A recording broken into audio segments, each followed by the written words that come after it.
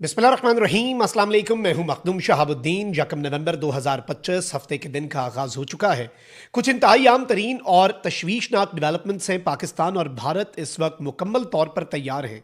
पाकिस्तान भारत की जारियत का जवाब देने की तैयारी कर रहा है, तो on the other hand India May 2025 में अपनी शिकस्त का बदला लेने के लिए हर मुमकिन कोशिश करेगा। इस वक्त जो नोटम्स जारी हुए हैं, जो जंगी मशकें चल रही हैं और जो इंतहाई तशवीशनाक सूरत हाल है, उसमें सबसे बड़ा मार्का जो सज सकता है वो समुंदर में, क्योंकि इससे पहले भारतीय फजाइया का भुरकस निकल चुका है।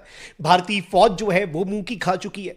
तो इसमें अब नरेंद्र मोदी और उसकी हुकूमत जो है वो इंडियन नेवी के ऊपर अपनी सारी तवज्जो मरकूज कर रखे हुए है, या फिर अपनी सारी तवक्कुआत उनके साथ वाबस्ता कर रही है। इस सबके अंदर एक बड़ी इंटरेस्टिंग डेवलपमेंट हुई है नाज़रीन इकराम, और वो ये है कि कराची के करीब भारतीय फौज जैसे ही पहुंची है तो कराची के करीब पाकिस्तान ने कुछ मिसाइल नस्ब कर दिए हैं। भारतीय नेवी जारियत जो है इंडियन नेवी की, उसका मुकम्मल जवाब जो है वो पाकिस्तान ने तैयार कर लिया है। और इस वक्त जो इंपॉर्टेंट और एक्सक्लूसिव डिटेल्स हैं वो मैं आपके सामने रखने जा रहा हूं पाकिस्तान की जंगी तैयारियों के हवाले से। और शहर कराची, वहां पर पाकिस्तान ने कौन कौन से दिफाई इक्विपमेंट, कौन कौन से मिसाइल्स, कौन कौन सा सिस्टम इस वक्त नस्ब कर दिया है, और दुश्मन को किस तरह से पाकिस्तान नेवी भी एक मुंह तोड़ जवाब देके एक ब्लडी नोज जो है उनका, वो इस वक्त पूरी दुनिया के सामने रखने के लिए पाकिस्तान नेवी भी तैयार है। जैसे इससे पहले नाक फोड़ा गया भारतीय फजाइया का और भारतीय फौज का, तो इस मर्तबा भी कुछ तैयारियां हैं, उनके वाले से डिटेल्स हैं। लेकिन उससे पहले अगर अभी तक आपने इस वीडियो को लाइक नहीं किया तो लाइक जरूर कर दें। कमेंट सेक्शन में पाकिस्तान जिंदाबाद का नारा जरूर लिखें, और जिन लोगों ने चैनल को सब्सक्राइब नहीं किया उनसे मेरी यह दरखास्त होगी कि चैनल को भी लाजमी सब्सक्राइब कर लें। अब इस वक्त जो सबसे आम चीज है वो यह है कि इंडियन नेवी ने इस वक्त अपनी तैयारियां मुकम्मल कर ली हैं। भारत नोटम्स पर नोटम्स जारी कर रहा है मजीद स्पेस, स्पेसिफिकली समुंदर के अंदर। इसके साथ इंडिया अपने INS विक्रांत के ऊपर बहुत गुरूर कर रहा है। अलबत्ता JF-17 थंडर तैयारे के ऊपर एक ऐसा मिसाइल पाकिस्तान के पास आ चुका है जो कि लोड हो चुका है, जो कि फिक्स्ड है, और इंडियन जो एयरक्राफ्ट कैरियर INS विक्रांत है उसका भुरकस निकालने के लिए पाकिस्तान तैयार है। अब इंडियन नेवी के जो वाइस चीफ हैं उन्होंने भी ये स्टेटमेंट दी कि ऑपरेशन सिंदूर 2.0 ऑनगोइंग है और हमारी तैयारी मुकम्मल है। इंडियन नेवी की तैयारियां भी। और अब जो खबर है नाज़रीन इकराम वो ये है कि एक तरफ तो पाकिस्तान के नेवी चीफ जो है वो सर क्रीक पर गए, क्रीक से एरिया पे खड़े होकर उन्होंने कहा कि सर क्रीक से जवानी तक हम दिफा करने के लिए तैयार हैं। जंगी तैयारियों का जायजा लिया। नेवल हेडक्वार्टर्स इस्लामाबाद के अंदर नेवी के कमांडर्स की कॉन्फ्रेंस हुई। सारी तैयारियां, पाकिस्तान ने सारे प्लान्स, हर तरह की पॉसिबिलिटीज, और ये याद रखिएगा कि पाकिस्तान सिर्फ डिफेंस की तरफ इस मर्तबा नहीं बढ़ेगा बल्कि डिफेंसिव ऑफेंस और ऑफेंसिव डिफेंस दोनों जो है वो पाकिस्तान करेगा। और प्रीएम्प्टिव स्ट्राइक्स जो है, अगर इंडिया ने कुछ करने की कोशिश की तो ना सिर्फ इंडिया की स्ट्राइक्स को नाकारा बनाया जाएगा बल्कि इंडिया की आइंदा स्ट्राइक करने की कैपेबिलिटीज जो है उन्हें भी पाकिस्तान ने स्ट्राइक करने का मंसूबा बना रखा है। अब यहां पर आम चीज यह है कि इंडियन नेवी जैसे ही कराची से तकरीबन 250 से 300 नॉटिकल मील दूर समुंदर के करीब पहुंची, समुंदर के अंदर जब कराची से तकरीबन 250 से 300 नॉटिकल माइल्स जो हैं वो इंडियन नेवी जैसे ही पहुंची, पाकिस्तान की नेवी ने, और पाकिस्तान की नेवी के साथ साथ पाकिस्तान की जो स्ट्रेटेजिक फोर्सेस हैं, याद रखिएगा पाकिस्तान आर्मी ने रॉकेट फोर्स जो है वो बिला वजह नहीं बनाई। इंडिया के साथ मार्का जीतने के बाद पाकिस्तान आगे से आगे बढ़ रहा है, अपनी दिफाई कैपेबिलिटीज को पाकिस्तान एक्सपैंड कर रहा है, और रॉकेट फोर्स जो है वो गेम चेंजर है। अब इस सब में पाकिस्तान की नेवी एक तरफ तो तैयार बैठी है और भारत जो है उसे कुछ कॉन्सेप्ट इंडिया के क्लियर करेगी पाकिस्तान की नेवी। और पाकिस्तान की नेवी वैसे भी चाहती है कि भाई हमें भी खिदमत का मौका दो, हर दफा एयरफोर्स और आर्मी को मौका देते हो, हमें भी जरा अपना जौहर और अपनी ताकत और जरा दो दो हाथ करने का मौका फराहम करो। अब यहां पर आम चीज ये हुई है कि पाकिस्तान नेवी ने और पाकिस्तान की स्ट्रेटेजिक फोर्सेज ने अपने स्टेल्थ सुपरसोनिक और सबसोनिक मिसाइल्स जो हैं वो यहां पर नस्ब कर दिए हैं। बैलिस्टिक मिसाइल्स और LG फतह 4 रॉकेट्स को एक्टिव कर दिया है।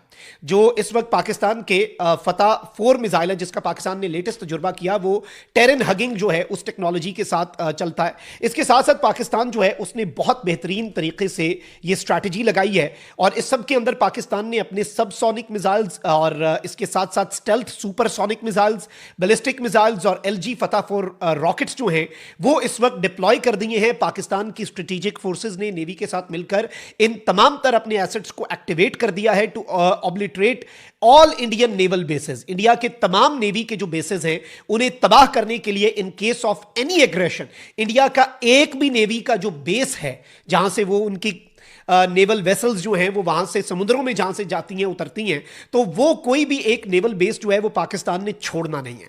टारगेट्स जो हैं वो लॉक कर लिए गए हैं। पाकिस्तान एयरफोर्स ने इससे पहले ये साबित कर दिया कि पाकिस्तान एयरफोर्स एक डरावना ख्वाब बन चुकी है भारत के लिए। खैर, इंडिया जो है उसका तरा निकालने के लिए इतनी बात ही काफी है। आप ये देखें कि पाकिस्तान के शहर क्वेटा के अंदर फजा पर एक जो कर्टेल है वो बना, और उसमें बहुत से सवालात हुए कि ये जी हाइपरसोनिक मिसाइल्स और बहुत आगे की चीज़ पाकिस्तान कर चुका है।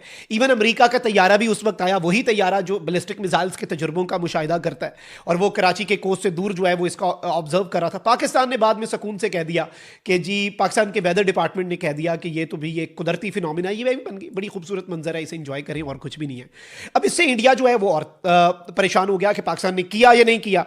अब इंटरेस्टिंग चीज़ ये है कि समा टीवी पर एक प्रोग्राम में जब एंकर ने पूछा कि क्या पाकिस्तान ने गुज़श्ता दिनों हाइपरसोनिक बैलिस्टिक मिसाइल का तजुर्बा किया है, तो पाकिस्तान के वजीर दिफा, जो कि ऑफिशियल अथॉरिटी होता है बंदा, उसने बैठकर कहा कि जी हुण सारियां अंदर दियां गल्लां इत्थे ही ना पुछ लो ना पब्लिक विच, हुण सारी अंदर दी। अब इससे एक ये इनडायरेक्ट मैसेज चला गया है कि पाकिस्तान ने जो हाइपरसोनिक बैलिस्टिक मिसाइल्स हैं उनका भी तजुर्बा कर लिया है, और पाकिस्तान अपने सारे पत्ते दिखाना नहीं चाहता, या फिर पाकिस्तान जो है वो एम्बिग्युइटी जानबूझकर रखना चाहता है। ये स्टेटमेंट भी आपको लगता है कि बिला वजह दे दी गई है?